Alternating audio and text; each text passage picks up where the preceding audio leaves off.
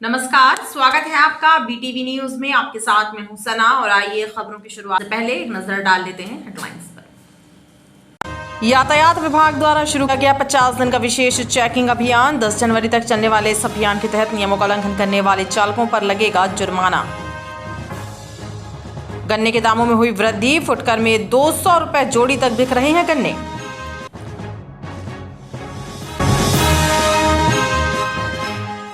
Helmet और seat belt की अनिवार्यता के लिए जिले में 50 दिनों तक विशेष अभियान शुरू किया गया है।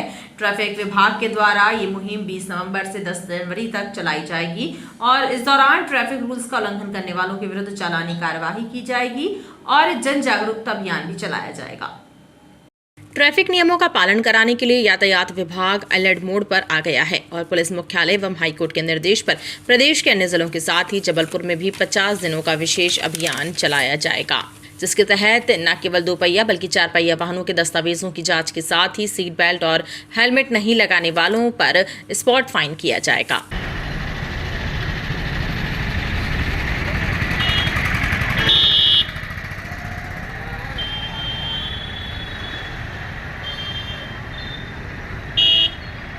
जो भी सड़क पे वाहन चला रहे, चाहे वो बाइक हो, चाहे कार हो या बड़े वाहन हो, सभी को ट्रैफिक रूल्स का पालन करना चाहिए। और देश के अंदर पे और स्पेशली हमारे यहाँ पे जो है कि सड़क दुर्घटनाएं ज़्यादा हो रही है और सड़क दुर्घटनाओं को जो ज़्यादा होने का मुख्य कारण सामने आया कि लोग नशीले पदार्थों का सेवन करके वाहन चलाते हैं, दूसरा सीट बेल्ट नहीं बांधते, तीसरा हेलमेट नहीं लगाते। इस वजह से जो सड़क दुर्घटनाएं हो रही है उसमें डेथ रेट बढ़ रहा है और इंजर्ड पर्सन ज़्यादा है इसमें। तो हमारा ये सतत प्रयास रहा है कि हम एक्सीडेंट को भी कम करें और जो डेथ रेट है उसको कम करें। इसी के तारतम्य में हम लोग लगातार हेलमेट अभियान चला रहे हैं और सीट बेल्ट न बांधने वालों के विरुद्ध भी हम मोटर व्हीकल एक्ट के अंतर्गत लगातार कार्रवाइयाँ कर रहे हैं।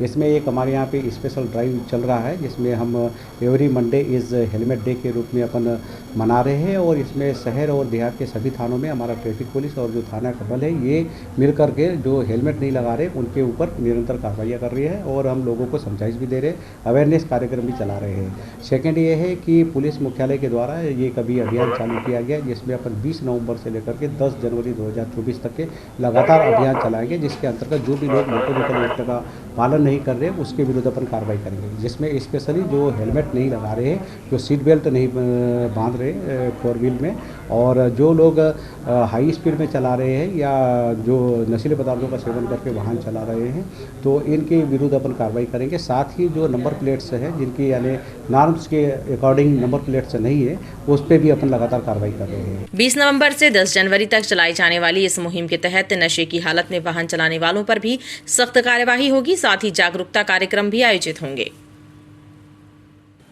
आमतौर पर 20 रुपए में मिलने वाले गन्ने के दाम आसमान छू रहे हैं। ऐसे में तुलसी विवाह के लिए गन्ने का मंडप बनाना भी लोगों के लिए दुश्वार हो रहा है। बाजार में 200 रुपए जोड़ी तक गन्ने बेचे जा रहे हैं। विक्रेताओं का कहना है कि बारिश की वजह से इस बार गन्नों की पैदावार कम हुई है।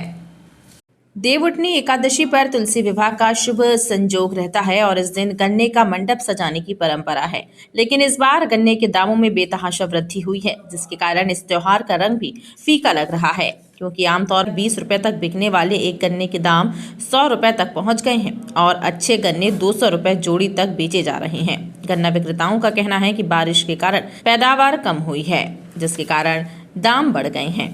गन्ना बहुत महंगा है सर जी, ये गन्ना बहुत ज़्यादा महंगा है। इस समय का गन्ना बिक नहीं रहा है, 150 रुपये जोड़ी बिक रही है। इस समय इंसान खरीदनी बहुत तेज़ कम पड़ रही है। इस समय इंसान खरीदार आ नहीं रहे हैं, आ रहा तो रेट बहुत कम मांग रहे हैं। ये पहले सस्ता था, बहुत महंगा हो गया, अभी मेरा ख्याल 200 से भी ऊपर हो गया है गन्ना जोड़ी। हाँ, पिछली बार इस साल में क्या अंतर दिख रहा है?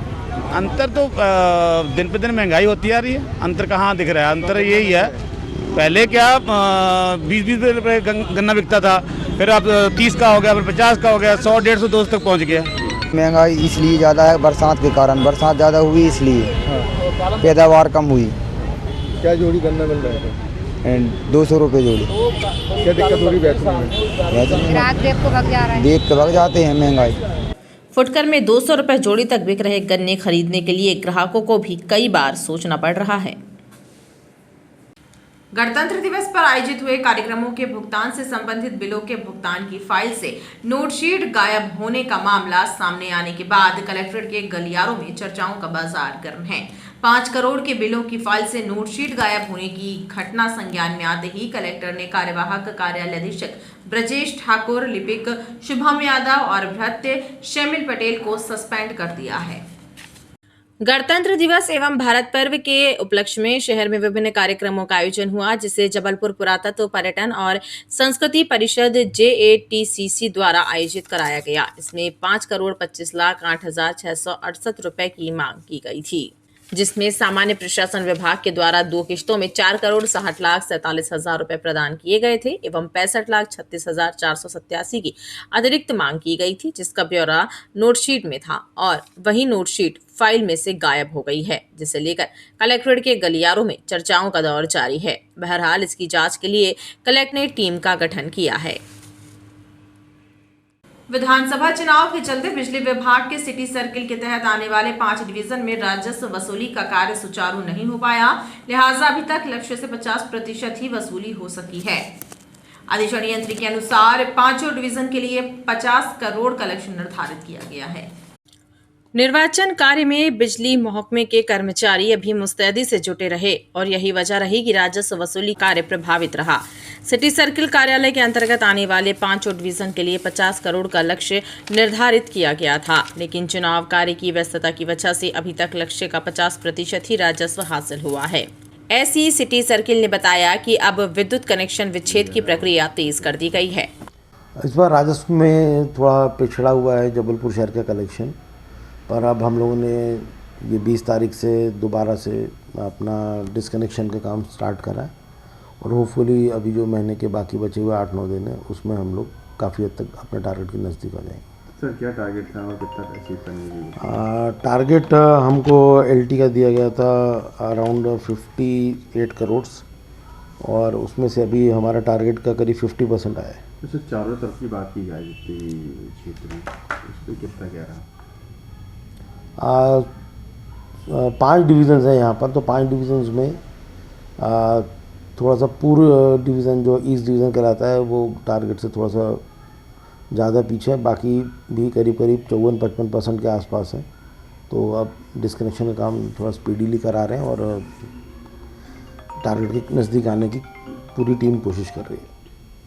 ऐसी संजय अरोरा ने बताया कि फिलहाल शहर पूर्व संभाग में राजस्व वसूली की गति धीमी है। वेटनरी विश्वविद्यालय स्थित school of wild life centre में पिछले 2 महीनों से इलाजरत तेंदुए के घाव पूरी तरह भर चुके हैं। उसे पिंजरे की जगह प्राकृतिक माहौल में पहुंचाने की सिफारिश विशेषज्ञों ने वन विभाग के अधिकारियों से की है। इस मामले में CCF को पत्र भी लिखा गया है। School of wild life centre के विशेषज्ञों ने CCF को पत्र लिखकर जानकारी दी है कि घायल तेंदुए के घाव पूरी तरह भर चुके हैं। वह प्राकृतिक माहौल में पहुंचकर पूरी तरह फिट हो जाएगा। जंगल में छोड़ने से पहले उसे रेस्क्यू सेंटर के प्राकृतिक माहौल में रखने की सिफारिश की गई है ताकि तेंदुआ दोबारा अपनी वास्तविक दिनचर्या में लौट सके। विशेषज्ञों के मुताबिक वन विभाग के अधिकारियों को पत्र लिख दिया गया है, जवाब मिलते ही कार्यवाही की जाएगी। उस समय जब वो आया था तो उसमें पूरे उसके बॉडी में पूरे नेगेटिव वूंड जिसको हम बोलते हैं कि पूरे बॉडी में कीड़े हो गए थे और पूरी बॉडी में पैरों में बहुत ज़्यादा घाव थे और फिर हमने और पीछे के पैरों में चलने में असमर्थ था। हमने एक्सरे वगैरह भी लिया। एक्सरे में हमें ऐसा कुछ भी नहीं लगा कि कहीं से कुछ रीढ़ की हड्डी में या किसी भी हड्डी में कोई प्रॉब्लम है। तो फिर उसका समुचित हमने जो सिम्टोमेटिक ट्रीटमेंट था वो शुरू किया और आज की डेट पे जो है वो अपने पैरों में वजन देने लगा है। पूरे घाव भर चुके हैं, सिर्फ थोड़े ही जो 1-2 जो पीछे के पैरों में हैं वो बस बचे हुए हैं।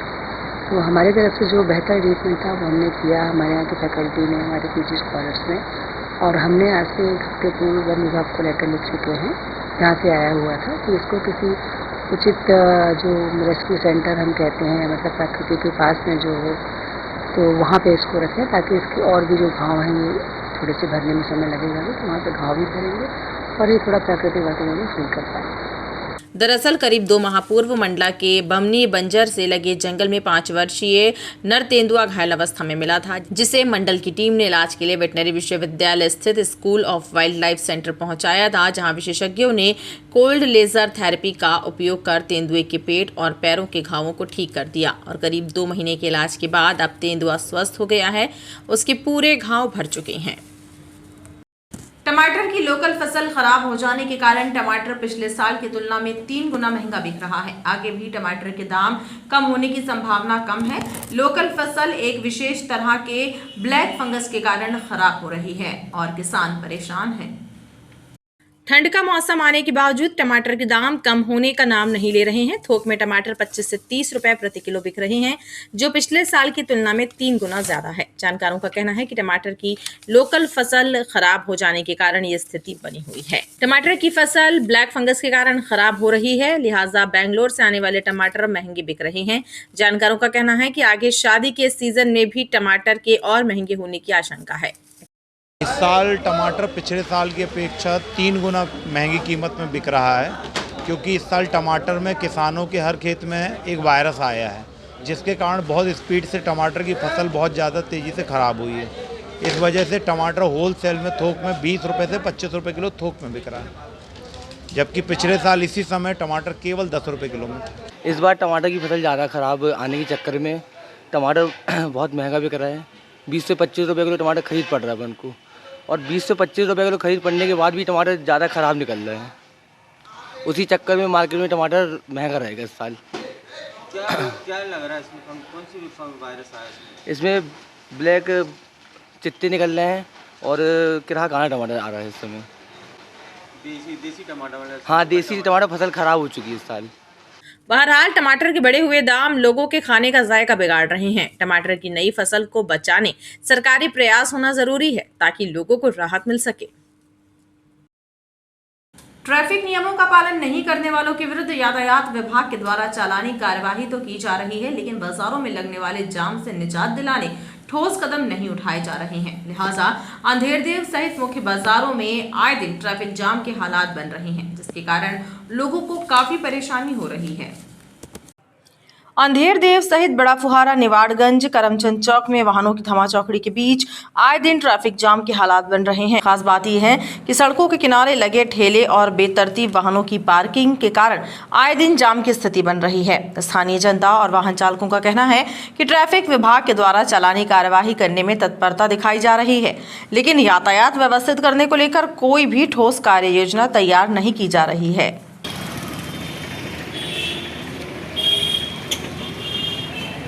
अंधेरदेव में ट्रैफिक का बहुत प्रॉब्लम रहता है। घंटों घंटों तक हमारी गाड़ियाँ जो हैं वो पार्किंग में फंसी रहती हैं। वहाँ पे स्पेस की बहुत ज़्यादा प्रॉब्लम है, जिसके कारण लेडीज़ों को बहुत प्रॉब्लम होती है। मार्केट बड़ा है बट वहाँ पे स्पेस नहीं है बिल्कुल। क्या दिक्कत होती है वहाँ पे? दुकान आगे बढ़ाए हैं, क्या समस्या आती है? एक्चुअली गाड़ियाँ बहुत ज़्यादा लगा देते हैं लोग, जिसकी वजह से मतलब जगह रोड जो है वो छोटी हो जाती है, भीड़ बहुत ज़्यादा हो जाती है, लेडीज़ों को ज़्यादा प्रॉब्लम होती है सबसे। जनता ने इन क्षेत्रों में यातायात दुरुस्त करने की मांग की है। एनिमल वेलफेयर बोर्ड के नए नियमों के चलते शहर में स्ट्रीट डॉग्स की नसबंदी पिछले 2 सालों से बंद है। नए नियमों के तहत नए सिरे से टेंडर किया गया है, लेकिन अब तक एनिमल वेलफेयर बोर्ड की अनुमति नहीं मिलने से मामला अटका हुआ है। स्ट्रीट डॉग्स की संख्या लगातार बढ़ रही है, जिससे जनता को परेशानी हो रही है। शहर में स्ट्रीट डॉग्स की संख्या लगातार बढ़ रही है, जिसके कारण आम जनमानस को परेशानी हो रही है। नगर निगम द्वारा कराए जाने वाला कुत्तों के बंधीकरण का कार्य पिछले 2 वर्षों से बंद है। अधिकारी बता रहे हैं कि एनिमल वेलफेयर बोर्ड के नए नियमों के चलते अभियान प्रभावित हो रहा है। नए नियमों और शर्तों के मुताबिक बंधीकरण के लिए टेंडर तो कर दिया गया है, लेकिन एनिमल वेलफेयर बोर्ड से अनुमति मिलना भी बाकी है। अभी बीच में यहाँ जबलपुर एरिया में जो है, जबलपुर नगर निगम क्षेत्र में जो है AWBI animal welfare board Delhi ने जो है ये बधियाकरण के कार्यक्रम में रोक लगा दिया है। वर्तमान में जो है तो बधियाकरण काम हमारा बंद है। वो एनिमल वेलफेयर बोर्ड के कुछ नए नियम आए हैं, उन नए नियम के तहत जो पुरानी एजेंसी का टेंडर था उसको निरस्त करके नया टेंडर करना था, और तो वो हमने टेंडर प्रक्रिया कर ली है। इस समय लगभग करीब 900 रुपये के आसपास रेट आए हैं, 900-950 को, जबकि ये बात सही है कि जो एनिमल वेलफेयर बोर्ड का जो मिनिमम रेट है उससे भी थोड़ा सा कुछ कम रेट आए, तो रेट तो रिजनेबल है। अब विशेष ये है कि नई एजेंसी का टेंडर होने के बाद जो है अब हमने फिर से एनिमल वेलफेयर बोर्ड को जो है अनुमति के लिए भेजा है कि भाई आपके नॉर्म्स के हिसाब से जो है टेंडर प्रक्रिया पूरी कर ली गई है, एजेंसी का निर्धारण हो गया है, तो उसके बाद अनुमति दी जाए तो हम ये भी कार्यक्रम प्रारंभ करें। तो अभी उनके यहाँ से जो है उन्होंने वेटनरी वालों को डाग हाउस वगैरह का इंस्पेक्शन करने के लिए बोला है, तो अब डाग हाउस का इंस्पेक्शन वो करेंगे, रिपोर्ट भेजेंगे, तब एनिमल वेलफेयर परमिशन देगा तो फिर हम बधियाकरण की कार्रवाई शुरू कर पाएंगे। बहरहाल देखना बाकी है कि स्ट्रीट डॉग्स की संख्या कब तक नियंत्रित हो पाती है। खास बात यह है कि नए टेंडर के मुताबिक अब नगर निगम को दोगुनी राशि बधियाकरण के लिए खर्च करना पड़ेगा। यानी पहले एक डॉग का बधियाकरण 500 रुपए में हो जाता था, वही अब 950 रुपए खर्च करना पड़ेंगे। खबरों का सिलसिला लगातार जारी रहेगा, आप देखते रहिए BTV न्यूज।